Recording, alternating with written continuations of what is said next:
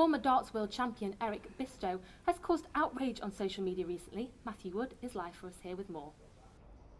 Former world darts champion Eric Bristow may have earned an MBE in 1989, but has recently lost his role as Sky's darts commentator after tweets suggesting that football abuse victims are not proper men sparked outrage online. All of this comes after police investigations into historical sex abuses by coach Barry Bennell, who was recently given a 13-year sentence for several cases of sex abuse, made headlines. Bristow, who is 59, sent out a series of tweets in which he suggested that the victims should have stood up to their abusers, calling them puffs and wimps.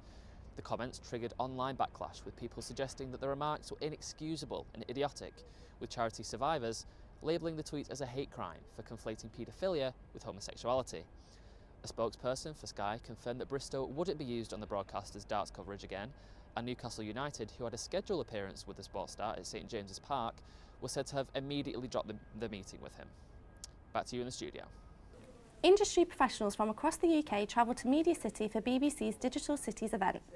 The event, the third that the BBC has hosted this year, took place over a week in various venues, culminating in a day of talks at the University of Salford. The week's event included a focus on AR and VR at MMU and a discussion on the future of media at the Salford University. The final talk at the University of Salford, hosted by Factory Create, announced the launch of a partnership between Salford University and Factory on a YouTube channel that allows students to create new content online. You know, having been a media student myself in the past, it's often about where do I broadcast my content, how do I get my content out there? And oftentimes, the only time to get it out there is when you deliver your final film. This gives students the opportunity to create content, post content, get immediate feedback on that content, iterate around that content, refine it, post it again, and keep doing it until we get something that hits. Virtual reality headsets will be cheaper and more accessible for everyone as IMAX will trial a new experience at the Odeon Printworks in Manchester. With the TV series The Walking Dead already confirmed, popular films and games will also be included. The experience will be in pods, with the price from £8 to £10 for each session, lasting between 5 and 15 minutes. It will be open to the public in late January 2017.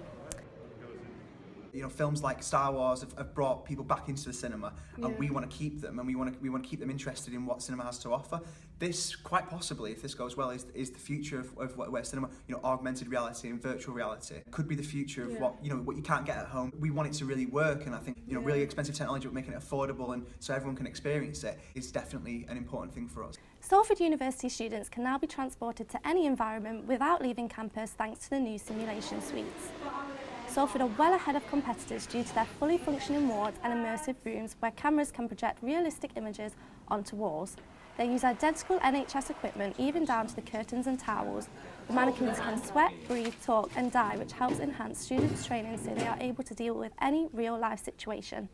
In Salford, I think we're well ahead of some of our competitors because we've got a full ward. Most universities have got one room, and we've also introduced something called immersive simulation, which is a room that we can create any environment. It's okay to make mistakes in university. It's okay to stop in the middle and say, I'm not sure how to deal with this, I'm not sure how to do that. So it gives them that real confidence when they're in practice. A celebration was held in central Manchester to mark the 4th anniversary of the LGBT Women's Foundation. The women involved worked together on a live community art piece which was created at the exhibition and is set to be put on display at a later date. Members were able to enjoy refreshments on offer whilst meeting others who have been involved with the programme, which aims to support all lesbian and bisexual women. So women that come to us often are just looking for a space where they can feel empowered and safe in their identities. They can meet other women, they can reduce their isolation and they can empower themselves. Learn new skills is really important as well. So really the women that access this programme are kind of looking for, you know, social support, but a lot of the time also just a safe space where they can feel comfortable in their own identity. To celebrate Black History Month, Future Skills student Tui Mazarua embraced her culture this week by organising a range of events hosted at her college.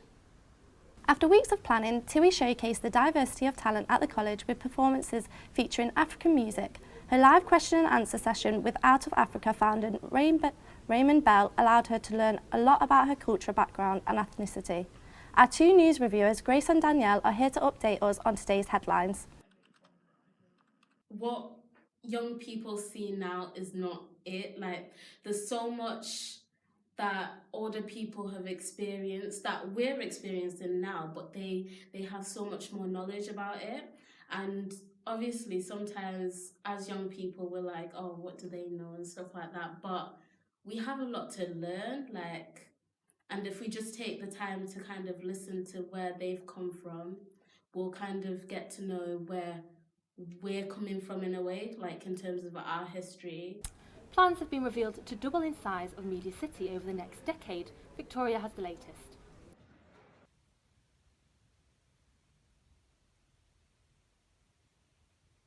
I think that outside of London there is more of an opportunity to have a broader range of cinema. Prices are cheaper outside of London. In the West End, ticket prices range between £15 and £22.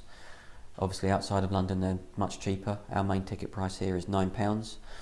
And if you look at the major cities across the UK, in cities like Bristol, Sheffield, Nottingham, prices are cheaper, and I think that you'll find there's a more interesting programme.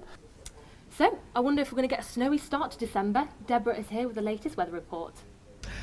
Good afternoon. Unfortunately, if you're hoping for a snowy start to December, your Christmas wish has not been granted. Well, the weather today is mainly cloudy with highs of 6 degrees and light winds. Moving into the night, cloud cover increases and we can expect highs of 7 degrees. So it should stay pretty dry throughout, which is good for those Bridgewater volunteers. Just make sure you have the right footwear and clothing for this event. Thank you for watching Keys Mobile Morning. That's all we have time for. Goodbye. Goodbye.